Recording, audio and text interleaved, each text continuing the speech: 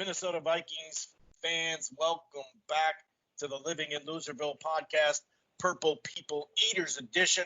I'm your host, Chris Carlson. My co-host, Aaron Miller, will be joining us shortly. And today on the podcast, well, we don't have any Vikings news. We already went over the schedule last week. Of course, we'd like to appreciate everybody listening to us during this time anyway. Overall appreciate it. But, last week we talked about the new schedule that broke that day, last Thursday. We talked about some free agent acquisitions that we still need to make at guard and corner. We'll save all that stuff. But we also talked about the 1987 Vikings run to the conference final. We talked really all the way from 80 to the end of the 90s, or not to the end of the 90s, but end of the 80s. And, we kind of brought you through that process. So that was a really fun to go over all those names. So we definitely like to send our thoughts out there for everybody that's still working as an essential worker out there, that's risking it every day, people who are having some problems and stressed out and a lot of stuff on their plate. We definitely, our thoughts go out to you. And also we just appreciate you, that we can be a distraction for you. Got to get that out of the way for sure to talk about that because we really appreciate it. So on this one, like I said, we're not really going to have a bunch of Vikings news right now. We hope in the next couple of weeks we get a cornerback and a guard, but who knows? So what we figured, we'll just continue our run here of reminiscing about the old Vikings clubs here. So we're going to start right with 90. We'll start with the 1990 season. 90 and 91, Jerry Burns was still here, and then obviously Denny Green came in. And we'll just go over some of the stuff we remember. And we got to obviously, start listing off all these names of the roster and how it changed. And of course, we had the clips last week. We have some audio clips of the Randy Moss Dallas Cowboy Thanksgiving. Everybody gets a turkey leg game where Moss went for 3 catches, $168 or something like that. I think it was 163. I had forgotten this. He also got a 2-point conversion. So it's almost like 4 touchdowns. So we're going to play some clips off that. You got to hear John Madden. It's so fun to hear Madden talking a bunch of stuff about Moss. Like, well, you just throw the ball up there and it's all good, So we're going to go all the way to, of course, it's called Living in Loserville. So, of course, this show ends on some heartbreak, just like last week with Darren Nelson right at the goal line. But we're going to have fun going there. And we'll talk about that season with a little detail, the 98 season, of course, and 99 a little bit as well. So we'll definitely take you through all this.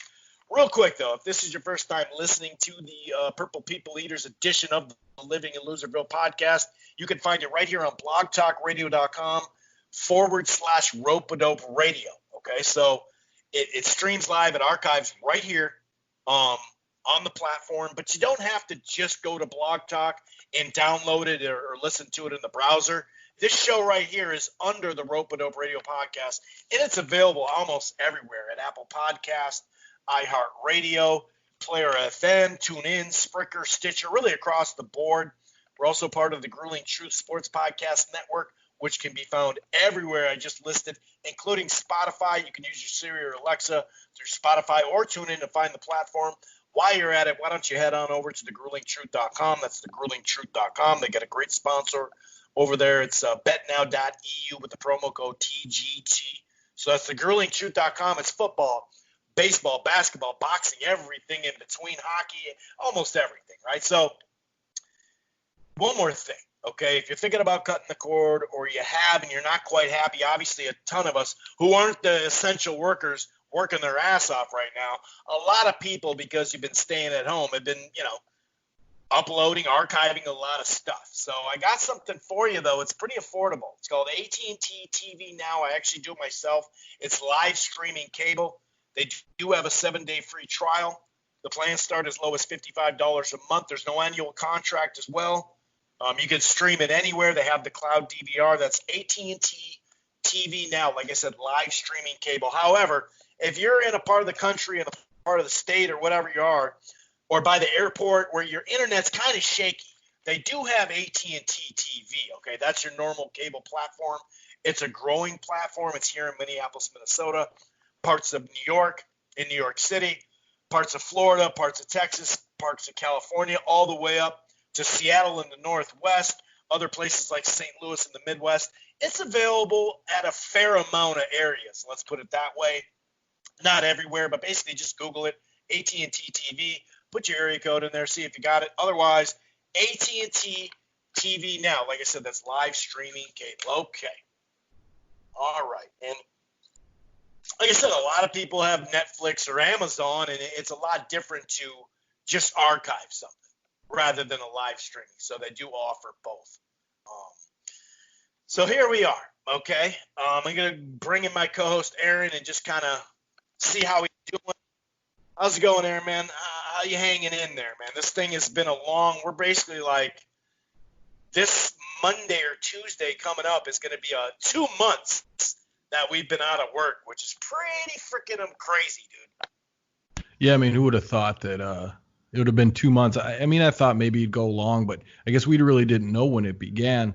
But now we're 2 months in. Time's been kind of going fast, but at the same time going slow. And you want to find some purpose and maybe get back to work and do the thing that you like to do the most. I'm getting a little siren over there. I don't know if yeah, we got a little ambulance activity outside the window. I got the window shut too, but that sound kind of cuts through. So that's fine. I was just making sure that the window's shut. That's cool. This is a live show, so that works. Now you're right. It feels like time flies, and then all of a sudden you're like, oh, we got this. And here we're actually opening up partially the last couple of Mondays. I think it equaled to like 130,000 people that went back to work on a limited basis as far as like retails now. This Monday some retail areas are going to be open and stuff. It sounds like June 1st they're going to try to get the bars and restaurants and other stuff, churches and all that, up and running. So hopefully that we hit the ground running for the summer because, dude, a week from now, less than a week from now, if you look at Monday, Tuesday, Wednesday, dude, highs of 80 degrees, dude. So I'm glad that the stay at home is at least off so they can open up like all these parks and all that. So, man, I love spring, man. I mean, spring's such a great day. We have one, you know? Right. It's such a great day that you just can't really compare it to anything, you know, because it's so short. That was a little joke. It didn't land very well. You know, they don't all stick on the wall. You know, you throw them up there and some of them just fall off. So no big deal. Yeah, I mean, 80 degrees sounds really nice right now, though. I mean, the leaves are coming back. That's really good to see. But now you really want to get out there and enjoy it. So, you know, hopefully we can, you know, incrementally open things back up, get back out there, get busy again, and get back to life, I guess, as we knew it, partially anyway. And it actually has gone up a handful of degrees the last couple of hours. It's up to 70 right now, a high of 71 and sunny.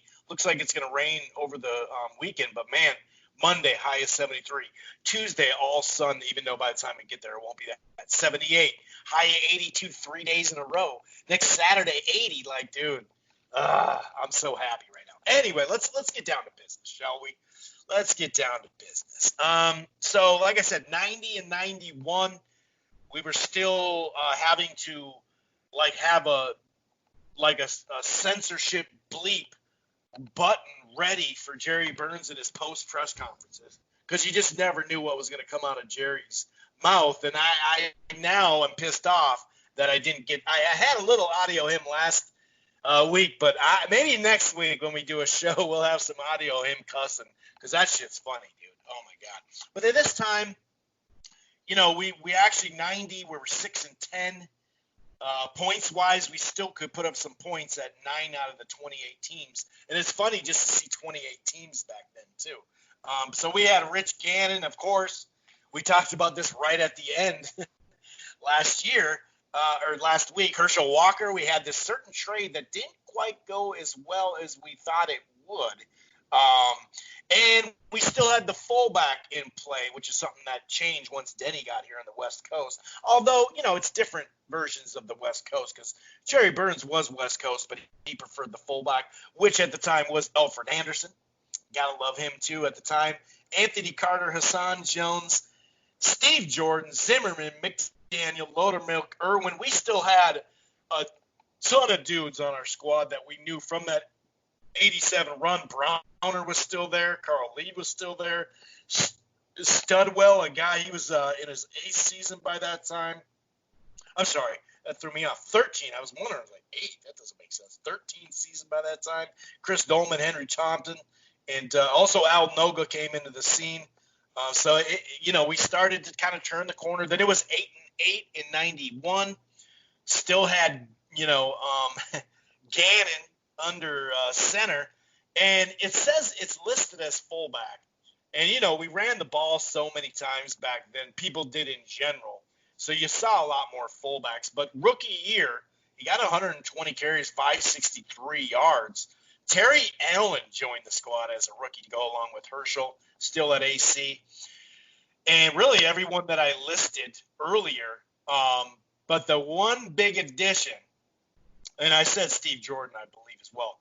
But one of the biggest additions in 91 was a guy who we didn't really know a ton about. He had 72 catches, almost 1,000 yards, and 5 touchdowns. This guy named Chris Carter. Do you remember that guy? I'm pretty sure I remember that guy. I have a vague memory. We got him for $100 a case of beer, and just anything we could give him. I think we had to legally give them something for him. So I think it was literally $100, and I think that was really it. Something like to cover his travel or something. Like pool tab. We got him some tabs. Something like that. Philly really wanted to get rid of him. He had his alcohol problems at the time. But, I mean, he was always pretty good. I remember watching him play for the Eagles when Reggie White was on that team. And, he was a good player. He just wasn't working out for them. So we ended up getting him. What year was that, Chris? 92? 91. 91. Yep. Yeah, so it was him and AC at that time. So it was Carter and Carter for like a season or so. And, he just hit the ground running here and really made his presence felt. Yeah, he really did, dude. And you're like, oh, wow, this guy, how'd they give up on him? This dude's a stud. And that is fun to see. I think it was like 2 seasons worth of the double Carter. Randall McDaniel joined the club as well. That was a big one. Moving on to 92. Then we had, and I'll get to the other names that we're all going to know, but we had to Google this one a little bit. Barry Ward. I mean, he was just out of nowhere. I looked and I said, who? In 92, I was like, Barry White? Who are we talking about? I don't remember this guy. And sure enough, Barry Ward. He was 30 at the time, and you Googled him. What'd you find out, sir? Well, I found out he was, and it kind of jogged my memory a little bit, that he played for Kansas City. He was part of that backfield with Christian Okoye in the probably late 80s, obviously early 90s. And they had that 1-2 punch of really big backs, hard to tackle, just big guys. And he was the other one. So he was the off back, and I guess maybe they moved on from that style. And he ended up with the Vikings in 93 or 92. And seemed like he played pretty well. I have a vague memory of it. I know we watched the games back then, but he must not have played a heck of a lot or made a very big impression because he doesn't stick out in my head. I think he wore number 33 for the Vikings. Yeah, he was a vet by that, too, at age 30 in his 6th year. Yeah, that one threw me off. I was like, man, I remember a lot of these guys, but I sure don't necessarily remember him. And then, like I mentioned with Denny Green, brought in the double tight ends. And then we had, well, of course, we had Steve Jordan. We know him very well, very productive tight end. But then Ticey came. He was age 34 in his 12th year. Dude only had 6 catches, so pretty sure that he used to block a little bit. I'm sure he was he was a great offensive coach, or offensive lineman coach, I should say. So Ticey brought some depth to that position. And you started to see our defense, some names you remember, some names. It was starting to fall off just minorly by 93.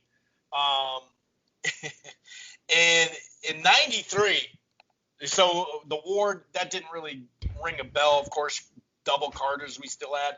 But Jim McMahon. We had Everett Lindsay was a rookie that year too. Al Noga by that time. I think maybe the year before he was their D tackle. But Jim McMahon, and I remember playing the Giants, and it looked like he died on the field that day. He was already in. I mean, how many years was he in? But 11th year, and that was like, he played 12 games that year. That's 11th year taking a beating. That year, I remember he took a beating, and I'm pretty sure he almost died.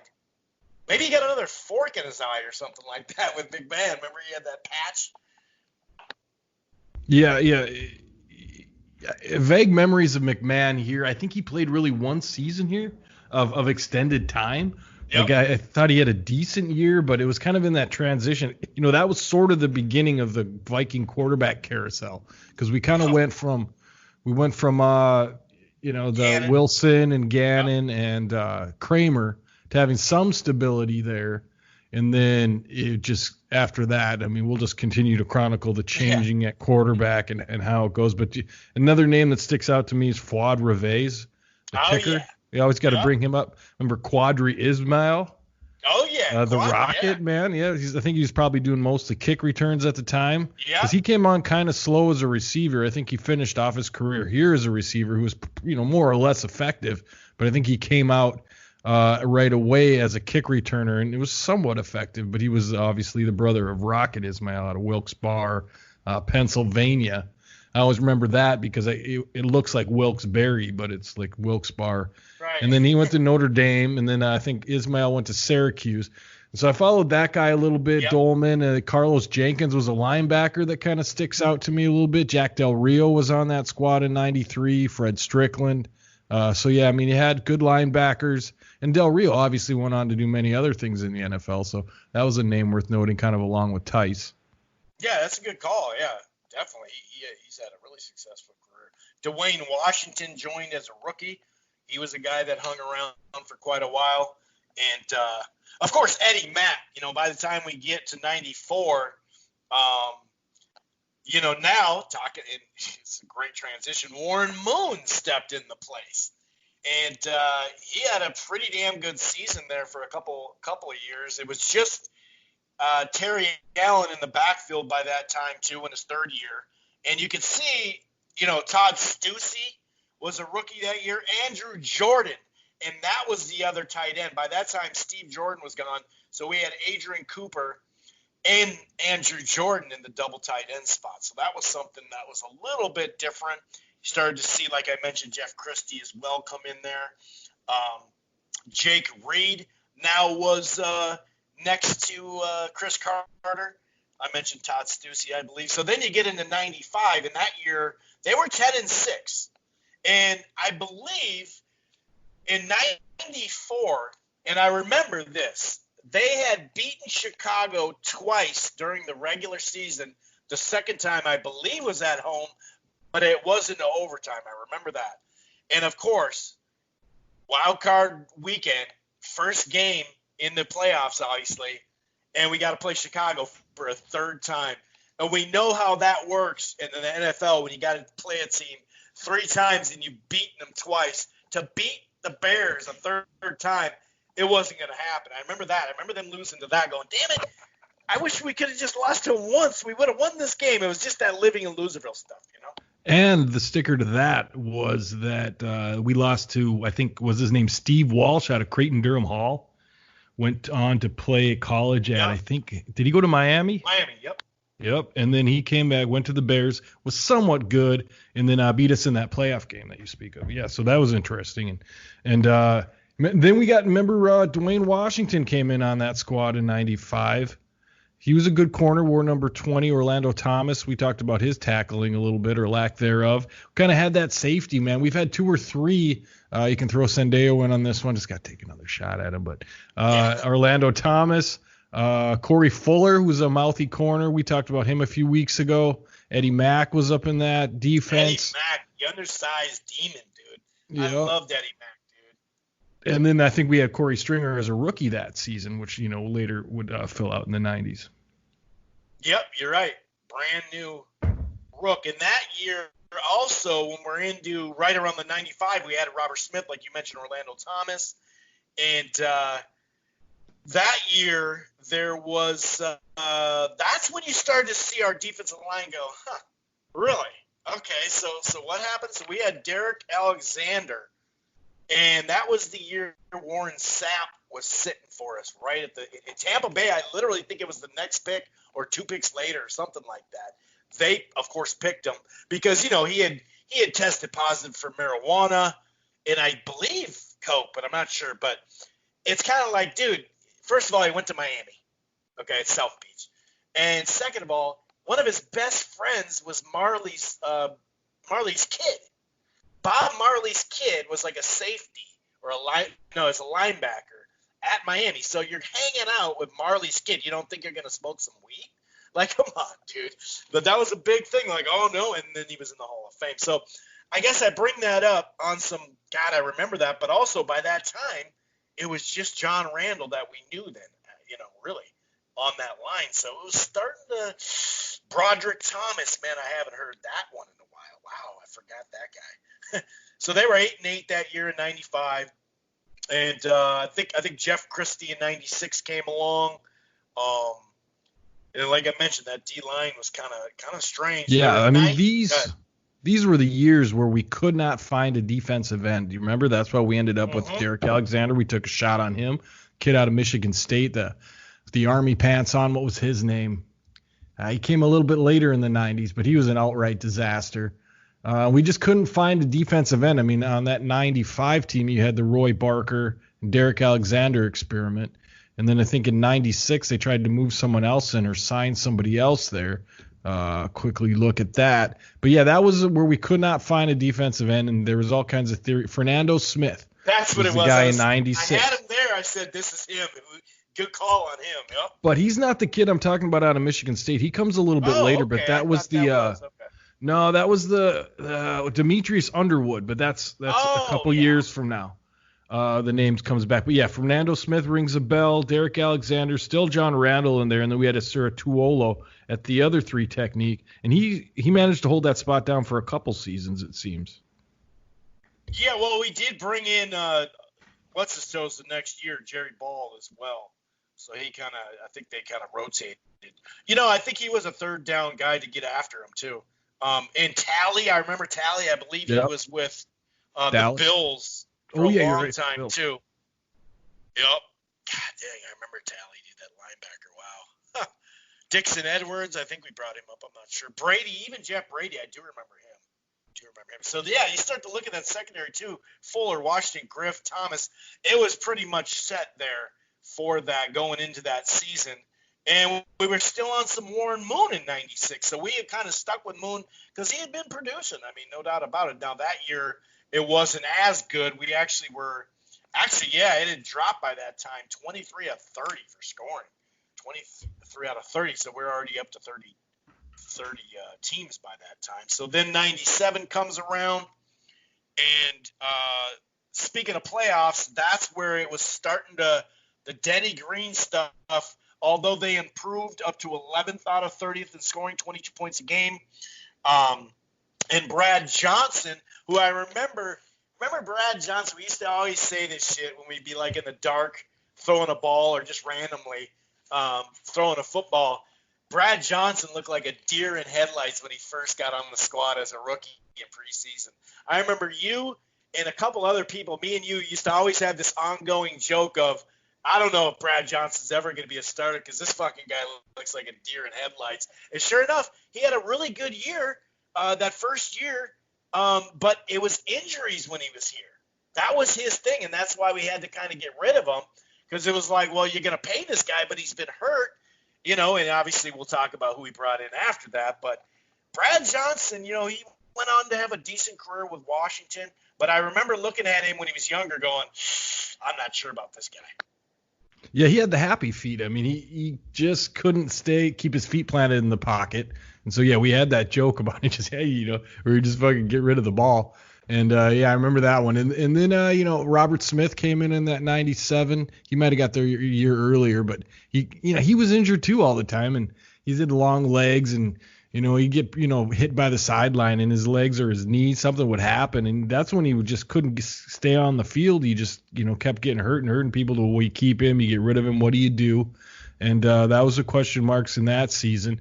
Brad Johnson, could he stay healthy? You had a defense that was kind of roaming into shape a little bit. And I'm not sure, but I think that might have been the Mike Tomlin year. I don't want to say that because maybe that's way too early. But I think it was a tad early, but maybe he was a secondaries coach though by that time. He might have been with the organization at that time. Right. But this is when the team starts to kind of form together. You got on the offensive line Stussy, McDaniel, Christie, Dixon, Stringer. That was the same. That was the offensive line we had going forward. You still had some defensive ends that were, Fernando Smith. Fisk. Yep, Jason Fisk. You had Derek Alexander. By that time, your linebackers had kind of gotten down. You had McDaniel and Brady, and then Dixon Edwards. So, you started to see the formations of that team that started to make a little noise. Yeah, and that's, like I mentioned earlier, just a couple minutes ago, this is when it was kind of like, all right, Danny, you've been here for a while. What's going on with our offense? You're supposed to be this offensive guy, and he could draft like crazy in all those quarterbacks we talked about, but I remember that comeback in 97, 23-22 wild card comeback at what would that be? What was that stadium called? The Giants Stadium? Is it East Rutherford or is that what it was? East Rutherford? Meadowlands. Was it the Meadowlands? Meadowlands. I think you're right. I think that's a good call. So that I remember that rally comeback, and I remember I was actually helping out and doing like some independent film around the local Twin Cities. And I remember us popping on the game because we had a little break, and then we saw like the last chunk of the game. We're like, oh shit, we won. And so it kind of saved them, kind of got them going. And then obviously 1998. And Randy Moss was a guy that got on that club. 15-1, as we know, number one out of 30, 34. We averaged 34.8, so basically 35 points a game. The most points scored, ever at that time. There's only been a couple of the Patriots and the Rams, I think 2 years after that, beat it. But then we brought in the old schooler Randall Cunningham and Jimmy Hitchcock at corner, a veteran corner, and Jerry Ball to hold down that middle with Randall. But in Leroy Horde. And what was that line that Madden had on Leroy Horde? Leroy Horde was it, if you need 3 yards, he'll get you 3 yards. If you need 5 yards, he'll get you 3 yards. And that, was not too far from the truth. He had some good plays, but yeah, he was a ground and pound kind of running back. Very in that role was great for it, a short yardage guy. But every once in a while broke a long one, but not very often. He kind of got you what you needed to move the chains. Right, and I think I said that wrong off the show earlier when we talked about it. I think it is if you need a yard. If you need a yard, I think I said yeah. That. If you need a yard, he'll get you 3.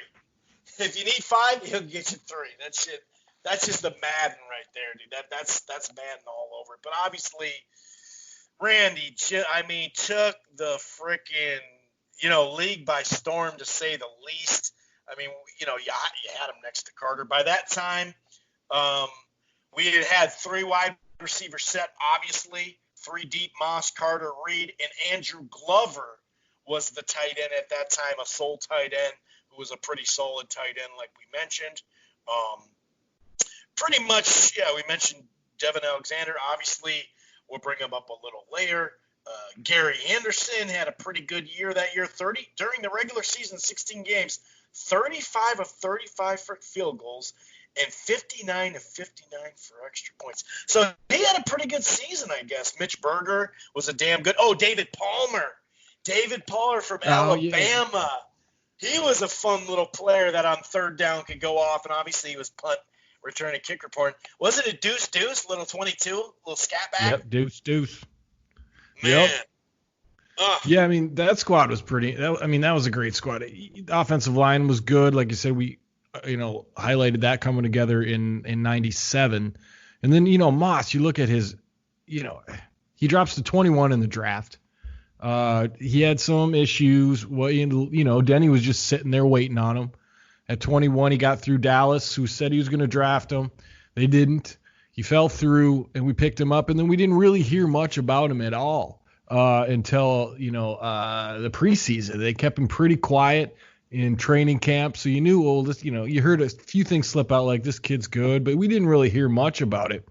And then right when the preseason started, he hit the field and began a season, which for a rookie stat line here of 69 catches, 1,313 yards, 17 touchdowns, 1 rushing touchdown for 4 yards. That's as a rookie. And he's really made his mark that rookie year with spectacular catches. He was all over the place, really changed the dynamic of the team, led to the record, changed the offense. Now we went back to 1 tight end, 3 receivers, and really started the ball moving for a historic season for the Vikings. Yeah, and he changed the game, too, the jump ball game. There was a couple of games early, that Tampa Bay game, and I remember I was dating a girl who was actually moving to the East Coast to go to college, and we took off right after that game ended. And I remember just in a great mood, like, dude, this Randy dude. We've been holding him off, like you said. I had seen him against Michigan. I had seen him against West Virginia. I had seen him when he was at Marshall, hurdling dudes on punt returns, and I knew it was a steal. I had no clue the steal level of, like you said, those stats. No one's gotten 17 touchdowns. I mean, you barely get 17 touchdowns anyway, let alone as a freaking rookie. But the jump ball aspect and the fact that Green Bay game. Now, he broke out with that tip little pass that he managed to corral right when he was going into the back of the end zone at Tampa Bay, that deep bomb. But the real breakout was like 5 catches, $190 or something on Monday Night Football in Green Bay, dude. And he's like, I'm going to grab it. Oh, excuse me, just kind of hop over, Darren Sharper on the ground or whatever. And that really freaked out the Packers, didn't it? Yeah, I mean, it did. They drafted corners for the next 3 to 4 seasons, and it makes total sense. I mean, I think that catch that, like you already illustrated when he caught the bouncing ball off the helmet, that was a preseason game against Tampa Bay at the Dome. Brad Johnson was the quarterback then because Randall didn't come in until Brad got hurt on some stuff that season. Brought Randall in, and ever since Randall came in, I mean, Randall said, this is going to be easy, man. Just chuck the ball. And that's what he did. And, so, I mean, you knew right away that the kid had an amazing ability, 1, to track the ball, 2, to catch the ball, 3, he was fast, and he just looked different than everybody else, long-legged dude, tall, skinny. You just thought, the sky's the limit on this guy. But nobody knew, Chris. I mean, even you see him at Marshall, you could not have thought that he would just dominate the NFL the way that he did. You thought too highly of the NFL game, but he came in and just tore it up. And that Tampa game was actually game 1. You're right, though. Like, we knew about him, but fuck, especially when you had Carter and Reed, you're like, it'll be perfect. He doesn't have to play that big of a role. But when you look at the first, we went 7-0, ended up losing our first game 27-24 on the road at Tampa Bay. But when you look at, dude, I mean, 31 points, 38 points, 29. I don't think we went below 24. Actually, our only loss that year during the regular season was 2 times, 24 and 24. We won a game against the Bengals, 24-3. But otherwise, we're still the only team to at least score 24 points in every game in the history of the NFL right now. But when you look at some of these numbers, dude, total yards, 421. 540, 545, 435, 465. And this is back in the day when you didn't have all these crazy, a quarterback would throw for 400 yards. But that's what was happening. Threw for 442 in one game, 303, even 353, 349. Like, even going over 300 wasn't something that you continually do. You know what I mean? But then the game came on Thanksgiving, and living in Loserville, like we all do, who's, at least a Vikings fan anyway, those Thanksgiving games against Dallas, it was like a couple years in a row. And when you look back at it, even though we didn't know at the time, those were basically our Super Bowls. You know, that was our, hey, dude, we did it. We got Carter, Robert Smith, Cunningham, and Moss all sitting there eating a big old turkey bone, you know, a turkey just with Madden and stuff. And we, like 2 or 3 years in a row on Thanksgiving, we would just devour Dallas. And it was fun because they had beaten us up pretty well. And obviously we had a bone to pick because, you know, they ended up doing pretty good off that Herschel Walker trade. Yeah, they sure did. I mean, they built a dynasty, won some Super Bowls, and going into that Thanksgiving Day game, we thought that would be a test perhaps because we had a pretty nice record. I think we were undefeated going into that year. Might have known we lost to just Tampa. One loss because of Tampa. Yep. Lost to Tampa.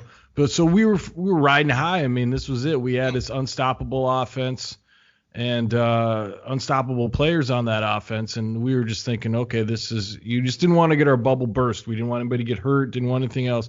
And we saw one of the most spectacular performances that the NFL has ever seen. I mean, Moss's game, I think he caught one really long ball, another really long ball, and then caught like a hitch and just hit the Jets and took it. You know, and that guy's then got the angle. He's got the angle. Oh, he just doesn't have the angle. Wow, I thought he had the angle. Yeah, he just didn't have angles on him. And then like you reminded me of the 2-point conversion as well. So that was just a thorough domination on Thanksgiving Day. Dallas Cowboys in Dallas. Moss had a chip on his shoulder because Jerry Jones said he was going to take him and didn't take him. And he just had a perfect video game type of day. And that was when you kind of knew, okay, this team's for real. How far can we go? Who's coming up on the schedule? Any tests coming up? Where am I going to stand at the Super Bowl champions parade in downtown Minneapolis? Exactly. Yeah, and by that time we had two twins. It seems like forever ago, 87, 91, but we had two Twins championships. I had watched it in middle school the first time. Like they took the half the day off. They'd let you have the half a day off. And we had like some big screens that they put up and we just watched it there. And then when we got a little older, then we actually went to the parade and all that. And there's a whole bunch of funny stuff going through oh God, I remember a big story with that. City Center, some shit popped off at City Center and it was not a good thing. People were getting trampled. We'll save that for another time. But I remember the Chicago game too. There'd be like 2 or 3 guys around Randy in the end zone. And he'd just pop up and catch it. Like, dude, you had no, I didn't have them. Like, and I always like that whole they don't play the PlayStation like us, you know. Mouse had so many funny lines, but that golly, Randall, they can't jump with me. Just throw the ball, Randall. Don't worry about it. I got you. You know, it was funny, but you got to hear some of these clips. Thanksgiving Day with freaking, iconic crew. Led by Madden, of course, but Sutherland as well. But just listen to some of this here. Robert Smith is back from Minnesota. And he is throwing it back to Cunningham, the old flea flicker. Open is Randy Moss, and in the end zone is a Minnesota touchdown. Yep, you knew they were going to do it. The fans knew they were going to do it. The Dallas Cowboys knew they were going to do it. You knew they were going to do it early. Where Randall Cunningham just gets that ball and he just chucks it deep to Randy Moss. That was off a flea flicker on the right side. Kevin Smith was a defender. He takes a little bite. Here's Kevin Smith here, and you're going to see him take a little bite there. He looks back. He sees the pitch, and by now it's way too late. That was the thing. It's done. It's over. This Viking team. Here's Cunningham back to throw it and going deep, and he's got Moss, and there's a flag on the play, and Moss has caught the pass and is in the end zone anyway. Touchdown. Just throw it as far as you can. This guy is amazing. Randy Moss is amazing. Randall Cunningham is amazing. That Randall Cunningham was telling us last week that Moss just tells him, hey, dog, just chuck it in the end zone. And he said he always tells him, just chuck it in, and that's exactly what he does. Six defense. I love that Madden saying dog when dog was starting to get popular. They went to work on Kevin Smith, and he was in there. He got a penalty, and Randy Moss still caught it. The Vikings have 29 touchdown drives, if you can call them drives, this year of 3 minutes or less. Well, this guy is just fun to watch. And Kevin Smith knows that he's in a foot race there, and he can't win it. So he grabbed Randy Moss. And that was the only thing that he could do And that wouldn't have given him a chance anyway. And the extra point is good. That would have put the ball on the 5-yard line.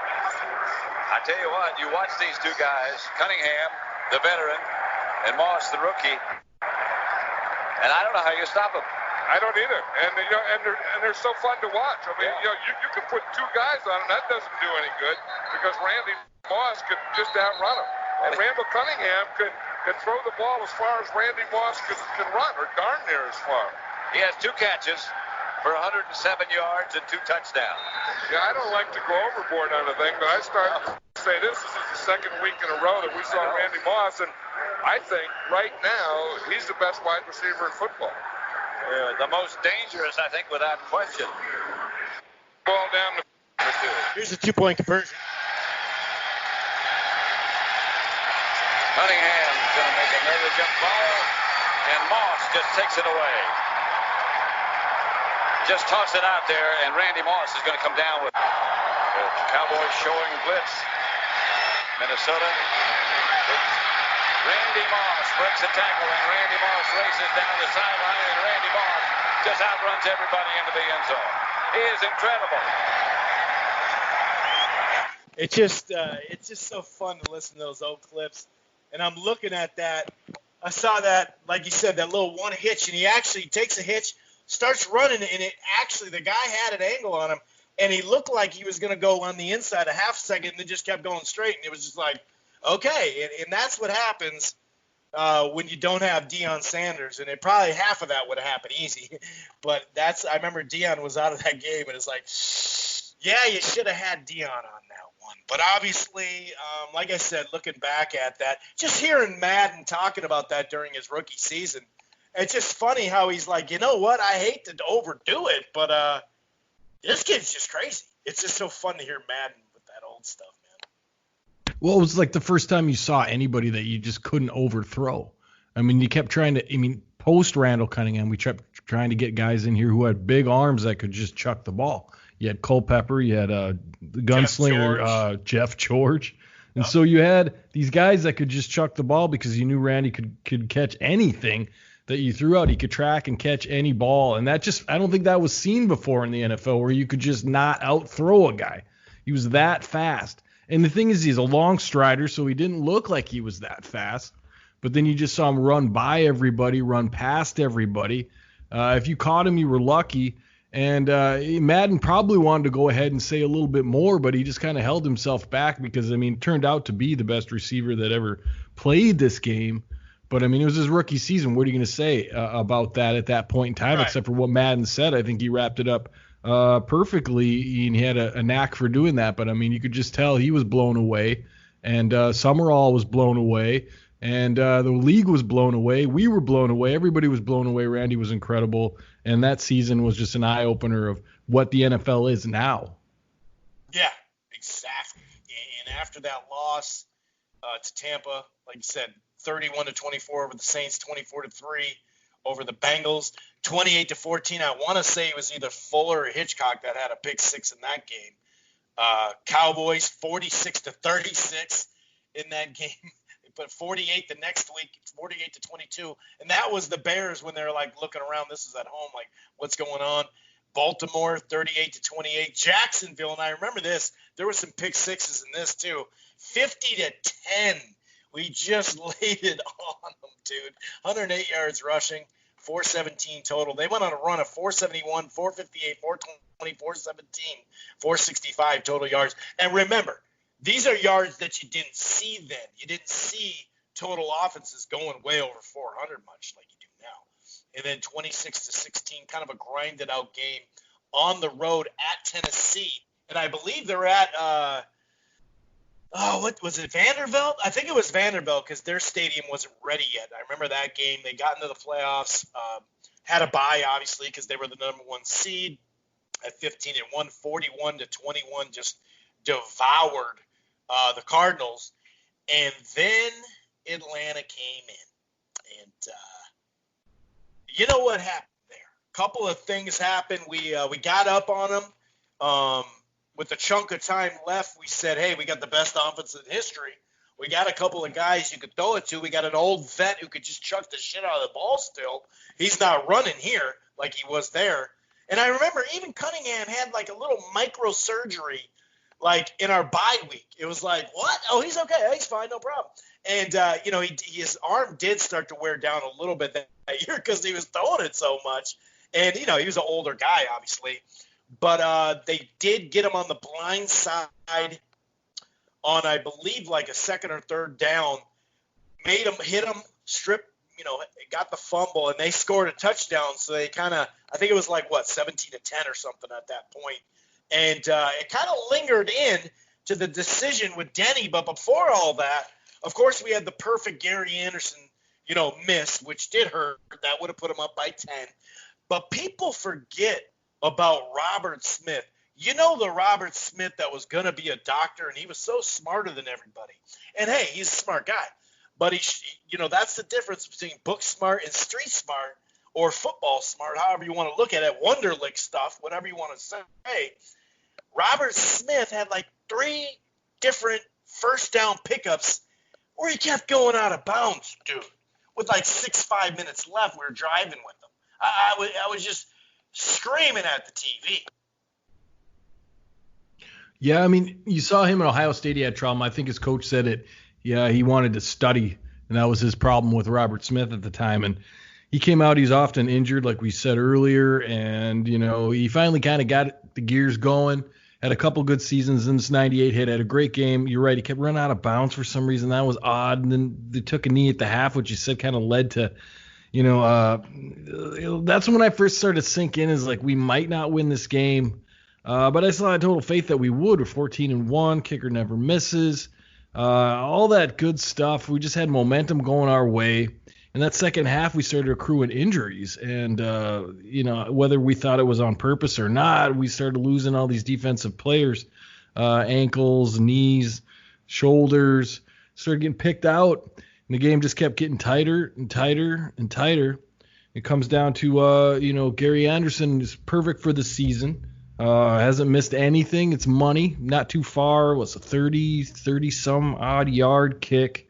And, it's money in the bank, up by 10. You kind of cruise through the rest of the game and, snap, hold, kick. 24 yards. 24 yards. Well, actually, I don't think that was the one, though. I don't think so. I think it was 30-something. Yeah. But it was still a gimme for Gary Anderson. I mean, he hadn't missed. And just the way the game had gone, that 3 points would have meant a lot. It's tough to talk about still, man. I mean, that's kind of where we started the old problem with our kickers around here. You make every one but the one that counts. Right. And it was, I think it was like 38 yards, 36 yards. I looked at the wrong Anderson because they did have Mort Anderson on their side. And it was 27-20. Like you said, it would have put them up. It would have put them up. I think with like a chunk of minutes left, would have put them up by 10. But you're right. I mean, Dixon Edwards, I think both linebackers got hurt. I'm not sure about Eddie Mack. I think he did too. John Randall got hurt. There was some major injuries that people kind of forget.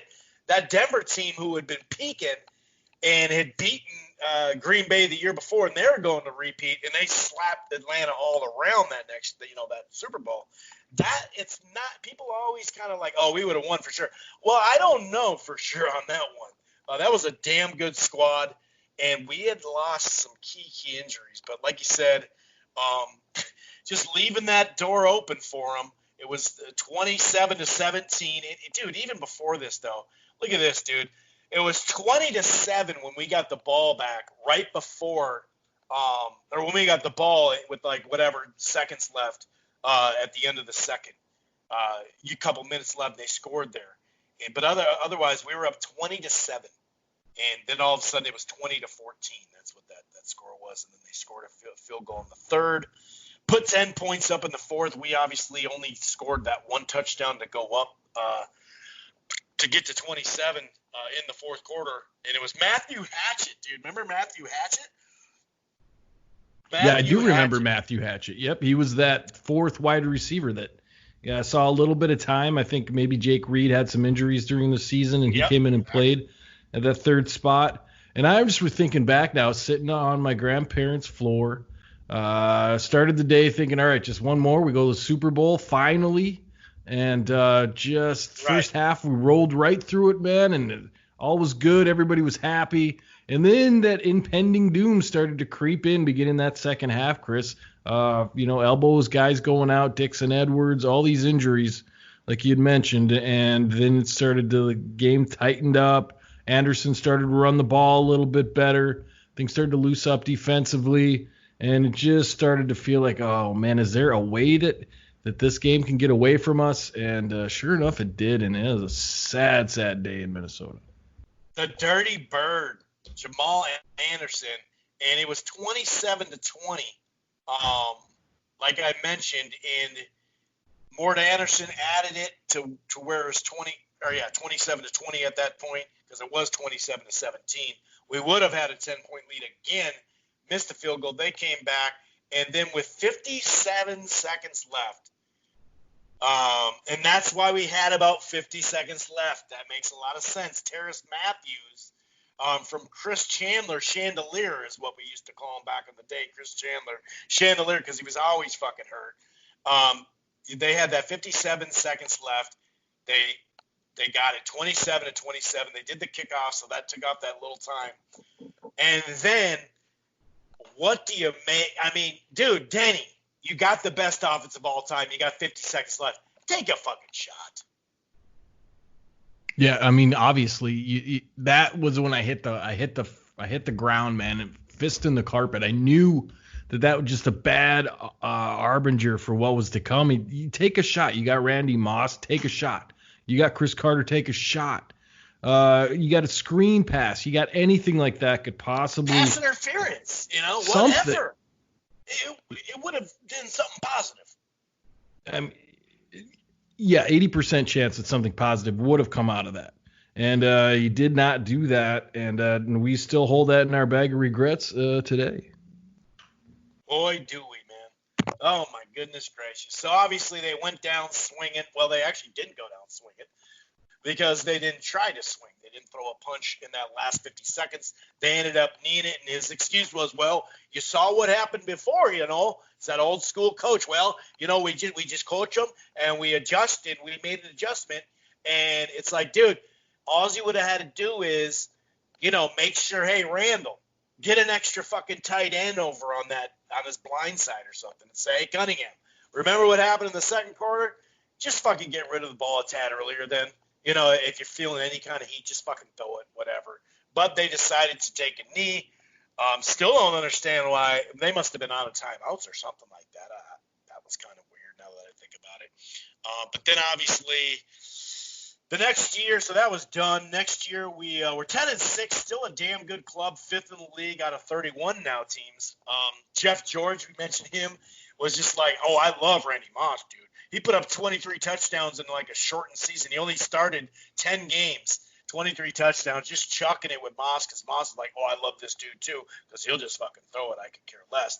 And that year, and I had forgotten about this, at age 38, and he started 12 of the 14 games, Chris Dolman had come back, which I was like, oh, yeah. And Dwayne Rudd was on the club by then. We know Dwayne Wood. Kenny Wright was another addition. So basically that year we got like shellackled in the playoffs against a pretty good club in the Rams that went on to win the Super Bowl. And we won't get into year 2000. We'll save that for next year or next week. It's funny because I started thinking 87 conference run, 98, like, God, we do, and then 09, but then I forgot 2000 was a conference run too.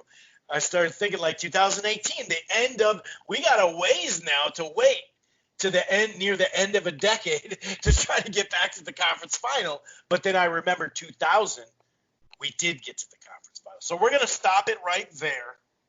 Is there anything else that you'd like to mention about just the memories and whatnot? I was at my apartment in Richfield with a couple of buddies watching this game. And like you said, it just slowly deteriorated. Then it was like, oh, fuck, we are going to lose this game. I can't believe it. Yeah, that's the familiar feeling of being a Minnesota Vikings fan.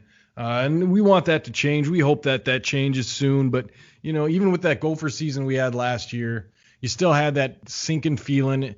Even against the Penn State game, you thought, we're going to let this one slip away. And they just always seem to slip away. And it was refreshing that it didn't with those guys last season. But, yeah, I mean, that's a tough one to talk about, the 98 game, because it was just all set up for us to go to the Super Bowl, just like it was a couple years ago when we would have had that home Super Bowl, which would have been pretty nice at first. But, that was another one that slept away with a dominant defense that could have definitely brought us there, but just didn't work out. So, I mean, that's what I really have to say about the 90s. It was kind of a wash, Chris. We were all over the world in that decade, so it was interesting to see, and then we'll go on and talk about the 2000s at a later date. But, yeah, man, that 98's still too soon. So we're going to talk, like you said, 2000s, highlighting the 2000 and 2009 season with Brett Favre, obviously coming to the squad. And then I think, 2018, I don't think we even want to go over that. It's just so fresh. I'm not sure about that. But we do, the next week, we'll probably do the Gophers run.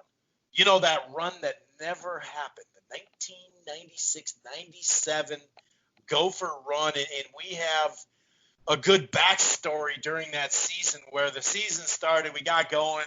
We ended up together moving to California, and we were so happy that they were ranked, high, because then they had national broadcast. But even on some of those, they'd like lead Sports Center or be up, in the top stories of Sports Center. So if we missed a game, they'd show like extended clips because they were. Well, were they really ranked? I guess not. It really didn't count. But so that'll be next. So we'll go 2000. Then we'll probably do that Gophers run, and then we'll kind of just feel it out. We may do a show, if we sign a cornerback or two, or make a trade for a guard or whatever. We'll do that. Other than that, in the next couple of weeks, we'll probably shut her down, and we'll go from there. Because right now, because it came off the Gophers and Timberwolves season living in Loserville, we would have already been done long ago. We probably would have just done the draft special. But once again, we want to thank everybody for listening to the shows. We'll be back next week. Peace.